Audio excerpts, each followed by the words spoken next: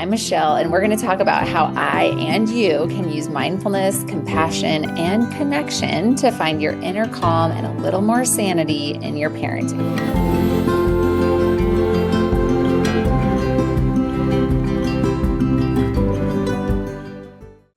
Hi, I'm Michelle, and I help parents who want to parent peacefully, to foster strong relationships with their children, and at times find it really hard. When my kids were small, I found myself so overwhelmed and burnt out that not only did I struggle with responding peacefully or playfully, I got caught in an awful yelling pattern, followed by overwhelming shame because yelling was the last thing that I wanted to do. So, now let's talk about how I and you can use the science of mindfulness and self compassion to find your inner calm and a little more sanity in your parenting. Today's topic: how to stop arguing over homework and maybe even laugh together. What is that possible? I don't know. Yes, it is. So, we're going to start with parenting from the inside out, as Daniel Siegel would say. That means we start with us. What's happening with us when we sit down to try to help our kids with homework? So, first off, talk it through with someone: a parenting coach, a therapist, a friend, or a listening partner. If you haven't heard of that, go to Hand in Hand Parenting, or journal. And I'll give you some suggestions of things that you could talk through or journal about. So, when you think about sitting it down with your kiddo for homework, what is difficult or triggering for you? Just write it all out. I hate doing homework with my kids because they won't sit still. They don't want to do it. It's too difficult for them. Just write and write and write and write and write. And look for themes. Look for, what is most triggering? What's the most sticky for you? What is the biggest hook for you when it comes to homework? And then think about, what are my fears? What are your fears if the homework doesn't get done? What are your fears related to your kiddo's education in general? What are your fears related to your kiddo's education in this school year? What comes up for you when you think about, oh my goodness, if this doesn't happen, what are you afraid might happen as a result? And then again, write it out. Write out all those fears. Because the thing is, sometimes we have fears that are coming up in the background that are fueling our reactive behavior in the situation. Like maybe as parents, we get more rigid and we're like, sit down, it's time to do our homework. No, we're done with that. Come on, get to it. That kind of thing is very reasonable and normal. Like stress is heightened and we are trying to kind of gain control over the situation. However, generally, not always, but the more rigid or harsh we become, the more likely our kiddo is to spiral into like more chaotic behavior or falling on the floor, flopping around like a fish, or maybe they just shut down because they're a little bit scared or they feel bad about themselves or whatever.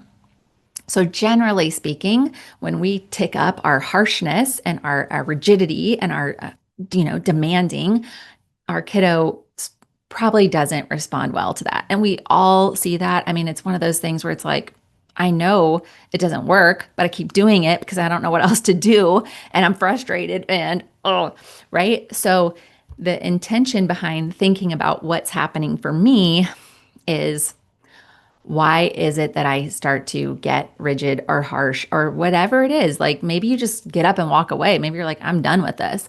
So first you should maybe write out, what do I do when my kiddo starts to have a hard time? What does their hard time look like? And how do I respond when it doesn't go well?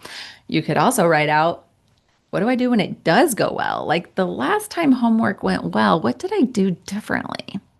If you don't remember a time, I'm going to give you some ideas. So now think about what's happening for your kiddo.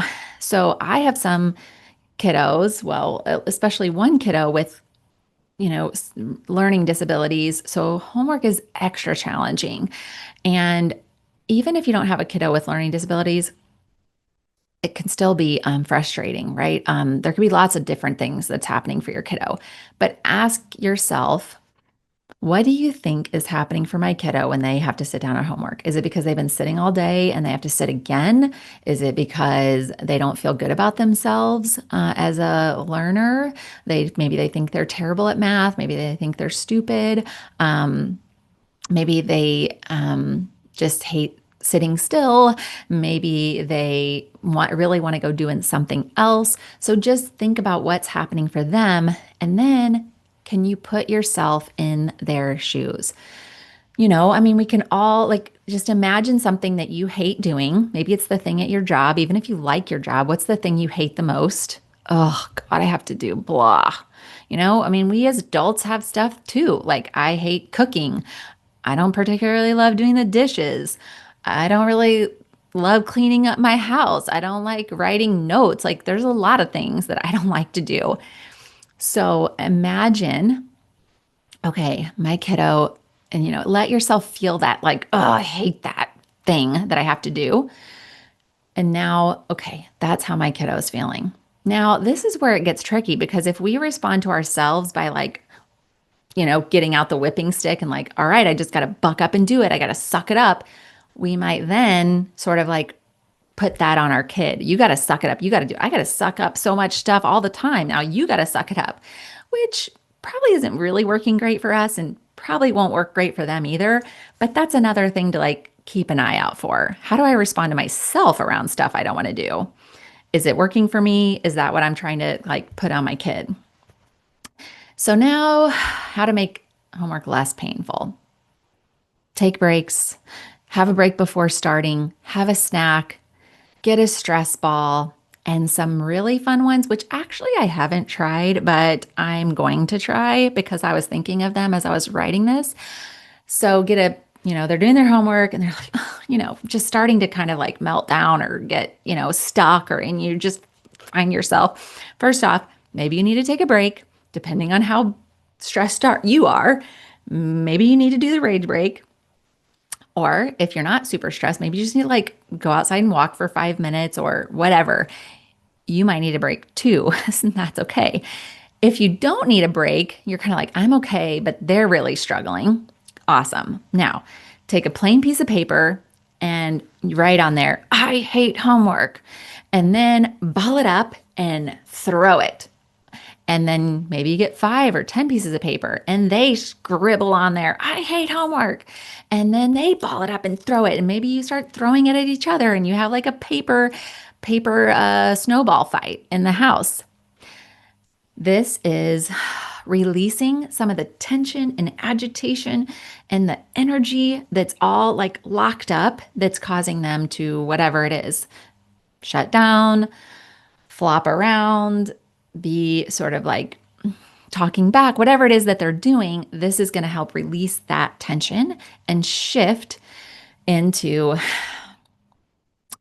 a more playful state, which, if you think about what does the brain need to learn, it needs to be in a more open, playful, maybe not playful, but like a more open place than a shut down, rigid, stuck place, right? So if the goal of homework is to learn, they're probably not learning right at that moment. So throwing the paper balls around will help them shift out of that. And then once they've kind of shaken that out, maybe you do that for, I don't know, 5 or 10 minutes. Say, all right, let's come back to it. Another thing you could do, which I also haven't tried, but I'm going to do this, is again, plain piece of paper. I hate homework. And then you ball it up and get it wet and take it outside and throw it against the wall. And how like satisfying would it be to like see that splatter on the wall? Because the thing is, it's reasonable for our kids to hate homework. It's reasonable that they don't want to do it, just like we don't want to do our stuff. They can't really ball up their homework and throw it.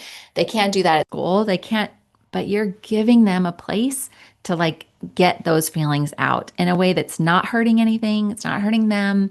It's playful, it's silly. And then, all right, you ready to go back to your homework? Okay, yeah, let's do it. Let's go back. So you can put limits around it and then return to the homework. The goal is to ease the tension for yourself and your kiddo and between the two of you to help make homework more bearable. And this week's play idea is a staring contest, which that would be another thing you could do during, like, okay, let's take a break.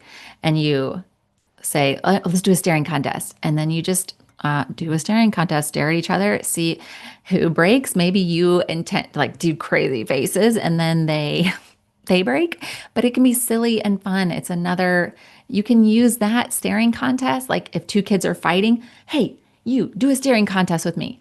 Or I bet you can't get me to break. And so you challenge them to kind of pull their attention away from the sibling fighting to you. It can be used in lots of different moments. And I love it because it's super small and quick and can help shift our brain from a stress tension place to a more open place. So, thank you so much for listening. The light in me sees the light in you. Be well.